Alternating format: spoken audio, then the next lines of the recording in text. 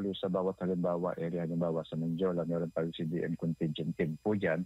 Makikita niyo po, magdadagdag po tayo ng 1, nandiyan po yung mga medical team natin. 2, nandiyan na po yung mga investigador sa area.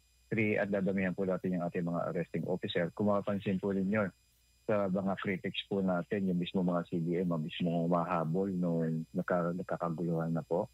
Ito, makikita po natin ito, lalagdagan natin yung mga arresting officers natin para stay put yung ating mga CDM contingent at yung mga arresting officers na lang po ang hahabol sa mga manggugulo.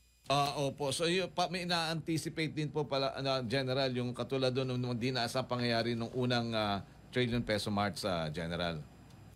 Lagi naman po, hanggang ang PNP sa mga ganyan, kung meron mang intelligence report man o wala, sapagkat makikita natin, ito po ay lesson learned noong September 21 na yung mga kabataan yung ng gulo po. Opo. Sa ngayon po, General, yung estado po ng alert ho natin, nasaan na po hanggang sa November 30 at ano po ang alert ho natin?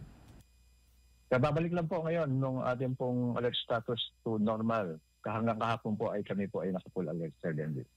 Opo. Then, babaguhin din po yan habang papalapit po ang November 30, sir. Tama po yan, Sir Denby. Opo. Okay. So, mayroon po ba kayong gustong ipabot sa ating mga kababayan na may gustong sumama dyan sa protesta at yung gusto lang ay magtrabaho na lang, General? Patuloy po yung paalaala sa pamamagitan po naka-pinchi-pinti na si General Tates na sinasabi po natin at yung ating pong SILG na yung mga magulang, bantayan na yung kanilang mga anak kung sumali sa mga ganggang na lalahok dito sa November 30 upang sila ay bayaran. At sinasabi po natin na ang Philippine National Police ay patuloy na magbabantay sa mga peaceful rally at igagalang yung mga rally na may permit. At sa darating po na November 30 rally, Sir Benji, ang ipapatupad po ng National Police ay ganoon pa rin po, maximum tolerance. Pero zero tolerance po tayo to violence. Alright. General Randolph Tuanyo, sir, salamat po sa oras na pinag-club nyo sa palatuntunang walang atrasan. Sa ulitin po, sir.